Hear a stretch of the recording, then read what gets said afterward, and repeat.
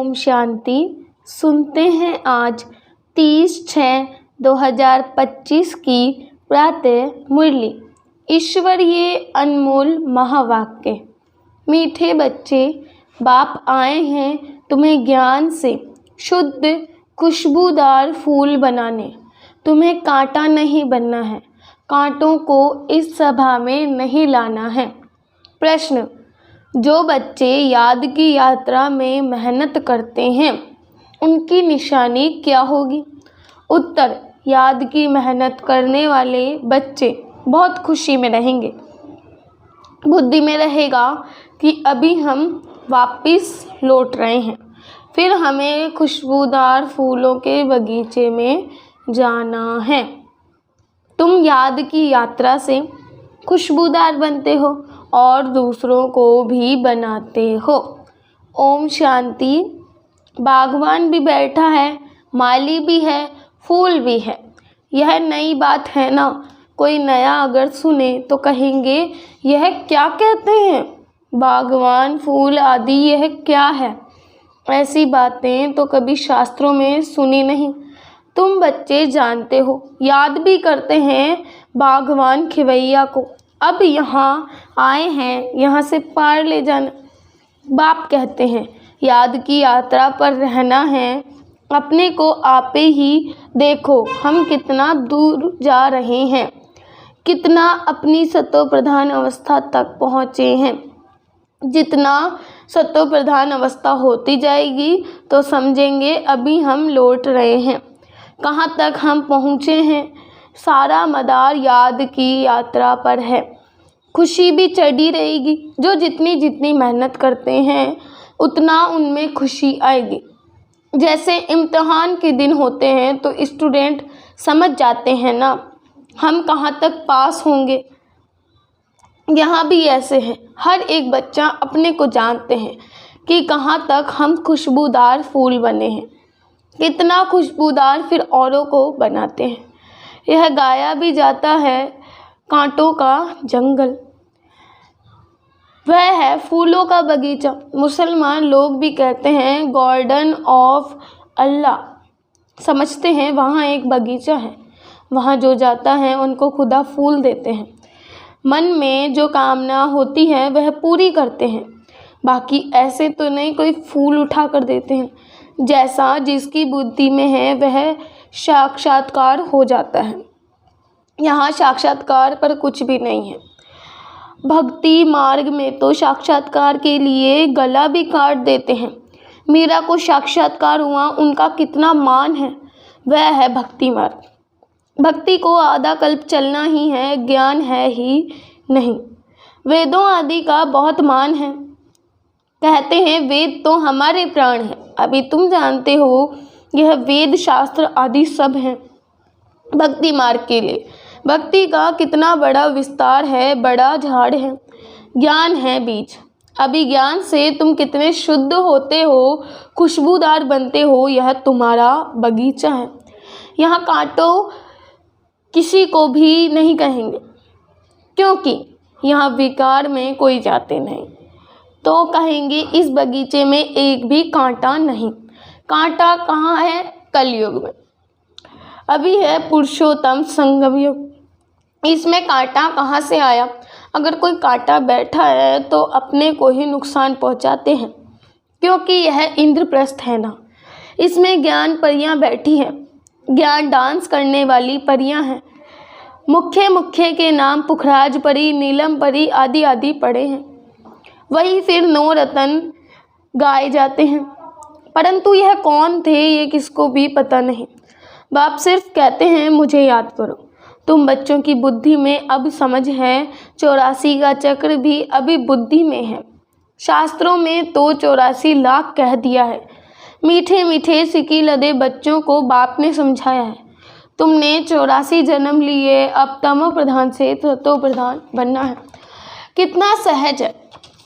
भगवानुवाच बच्चों प्रति मामे कम याद करो। अभी तुम बच्चे खुशबूदार फूल बनने के लिए अपने को आत्मा समझ बाप को याद करो।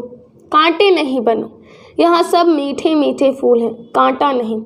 हाँ, माया के तूफान तो आएंगे, माया ऐसी कड़ी है जो जट फंसा देगी, फिर पछताएंगे हमने यह क्या किया, हमारी तो की कमाई सारी चट हो गई। यह है बगीचा।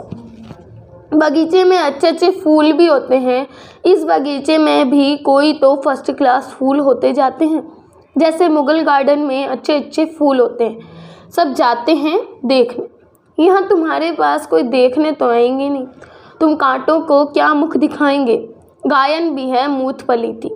बाप को जप साहेब सुखमणि आदि सब याद थी।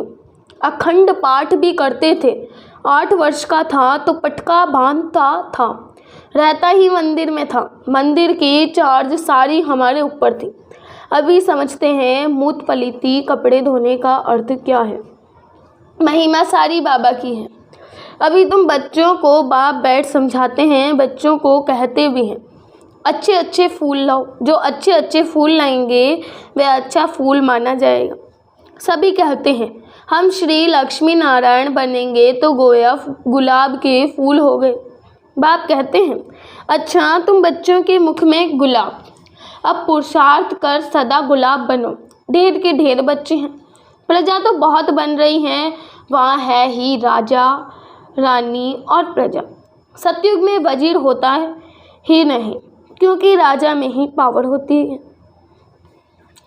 वजीर आदि से राय लेने की दरकार नहीं रहती, नहीं तो राय देने वाला बड़ा हो जाए। वहाँ भगवान भगवती को राय की दरकार नहीं। वजीर आदि तब होते हैं जब पतित होते हैं। भारत की ही बात है, और कोई खंड नहीं जहाँ राजाओं को माथा टेकते हों। यहाँ ही दिखाया जाता है ज्ञान मार्ग में पूज्य, अज्ञान मार्ग में पुजारी। वह डबल ताज, वह सिंगल ताज, भारत जैसा पवित्र खंड कोई है नहीं।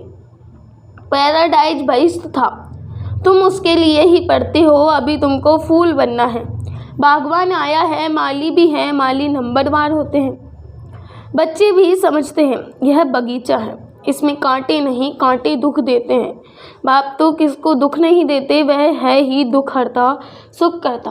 कितना मीठा बाबा है।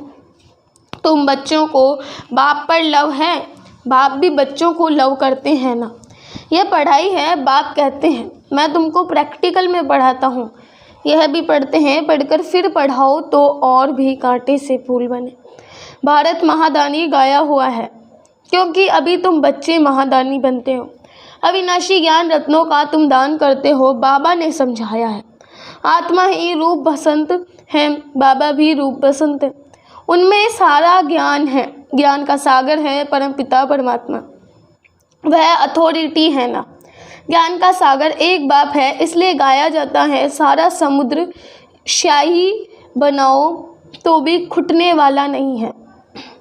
और फिर 1 सेकंड में जीवन मुक्ति का भी ज्ञान है।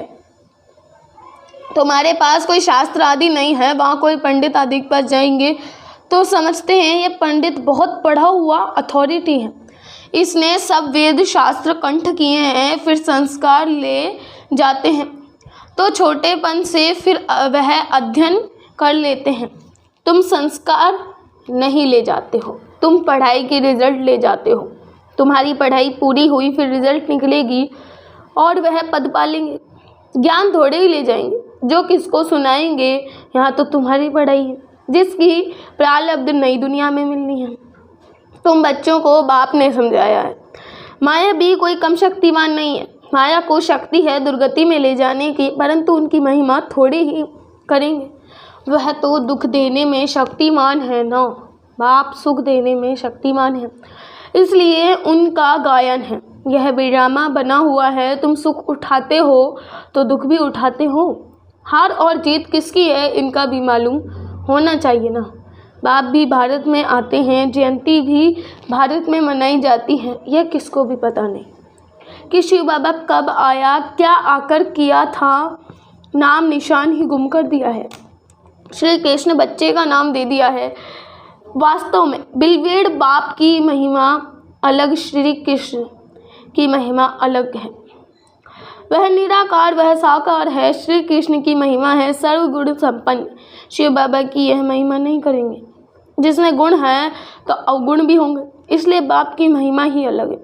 बाप को अकाल मूर्त कहते हैं ना, हम भी अकाल मूर्त हैं। आत्मा को ही काल खा नहीं सकता, आत्मा अकाल मूर्त का यह तख्त है। हमारा बाबा भी अकाल मूर्त है, काल शरीर को ही खाते हैं। यहाँ अकाल मूर्त को बुलाते हैं, सतयुग में नहीं बुलाएंगे क्योंकि वहाँ तो सुख ही सुख है। इसलिए गाते भी हैं, दुख में सिमरन सब करे, सुख में करे न कोई। अभी रावण राज्य में कितना दुख है, बाप तो स्वर्ग का मालिक बनाते हैं, फिर वहाँ आधा कल्प कोई पुकारते ही नहीं। जैसे लौकिक बाप बच्चों को श्रृंगार कर वर्षा दे, खुद वानप्रस्थ अवस्था लेते हैं, सब कुछ बच्चों को देकर कहेंगे अभी हम सत्संग में जाते हैं। कुछ खाने के लिए भेजते रहना, यह बाबा बाबा तो ऐसे नहीं कहेंगे ना।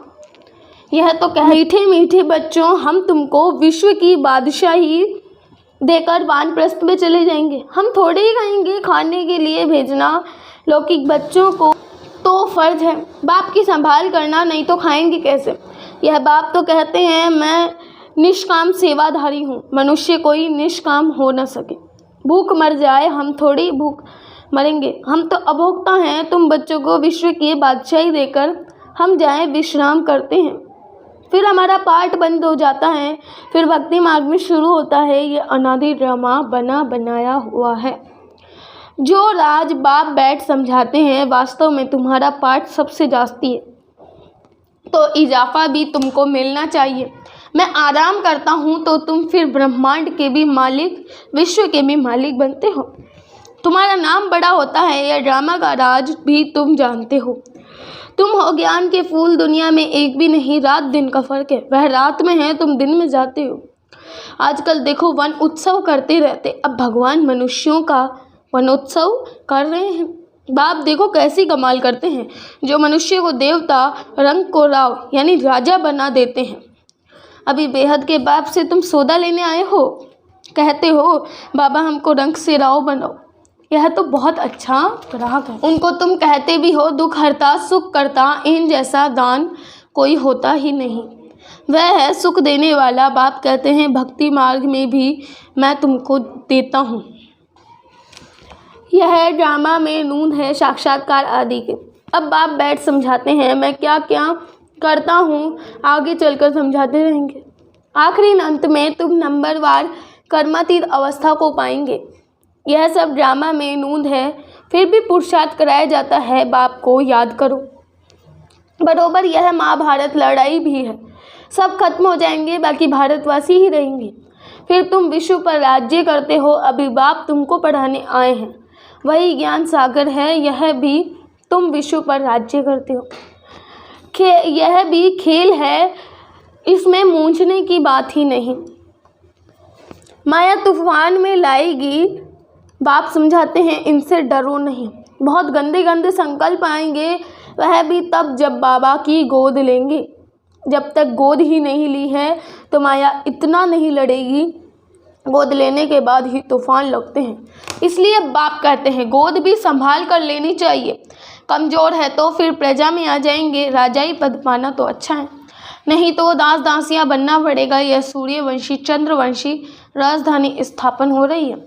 अच्छा, मीठे मीठे सिगी लदे बच्चों प्रति माता पिता बाप दादा का याद प्यार और गुड मॉर्निंग। रूहानी बाप के रूहानी बच्चों को नमस्ते। हम रूहानी बच्चों की रूहानी माता पिता बाप दादा को याद प्यार गुड मॉर्निंग और नमस्ते बाबा नमस्ते। शुक्रिया बाबा शुक्रिया, वाह बाबा वाह। धारणा के लिए मुख्य सार। फर्स्ट पॉइंट, रूप बसंत बन अविनाशी ज्ञान रत्नों का दान कर महादानी बनना है। जो पढ़ाई पढ़ते हो वह दूसरों को भी पढ़ानी है। दूसरा, किसी भी बात में मूंझना व डराना नहीं है, अपनी संभाल करनी है। अपने आप से पूछना है मैं किस प्रकार का फूल हूँ, मेरे में कोई बदबू तो नहीं है। आज हमारे मीठे प्यारे बाप दादा ने हमें वरदान दिया है, दृढ़ संकल्प द्वारा कमजोरियों रूपी कलयुगी पर्वत को समाप्त करने वाले समर्थी स्वरूप भव। दृढ़ संकल्प द्वारा कमजोरियों रूपी कलयुगी पर्वत को समाप्त करने वाले समर्थी स्वरूप भव। दिल शिकस्त होना, किसी भी संस्कार व परिस्थिति के वशीभूत होना, व्यक्ति व वैभवों के तरफ आकर्षित होना, इन सब कमजोरियों रूपी कलयुगी पर्वत को दृढ़ संकल्प की अंगुली देकर सदाकाल के लिए समाप्त करो, अर्थात विजयी बनो। विजय हमारे गले की माला है, सदा इस स्मृति से समर्थी स्वरूप बनो, यही स्नेह का रेटन है। जैसे साकार बाप ने स्थिति का स्तंभ बनाकर दिखाया, ऐसे फॉलो फादर कर सर्वगुणों के स्तंभ बनो। आज हमारे मीठे प्यारे बाप दादा ने हमें स्लोगन दिया है, साधन सेवाओं के लिए है, आराम पसंद बनने के लिए नहीं। साधन सेवाओं के लिए है, आराम पसंद बनने के लिए नहीं। आज के व्यक्ति इशारे हैं, आत्मिक स्थिति में रहने का अभ्यास करो, अंतर्मुखी बनो। जैसे एटम बम एक स्थान पर छोड़ने से चारों ओर उसके अंश फैल जाते हैं, वैसे एटम बम है और यह आत्मिक बम है। इसका प्रभाव अनेक आत्माओं को आकर्षित करेगा और सहज ही प्रजा की वृद्धि हो जाएगी। इसलिए संगठित रूप में आत्मिक स्वरूप के अभ्यास को बढ़ाओ, स्मृति स्वरूप बनो तो वायुमंडल पावरफुल हो जाएगा। आज हमारे मीठे प्यारे बाप दादा ने हमें सम्मान दिया है, मैं समर्थी स्वरूप आत्मा हूँ। ओम शांति, ओम शांति, ओम शांति।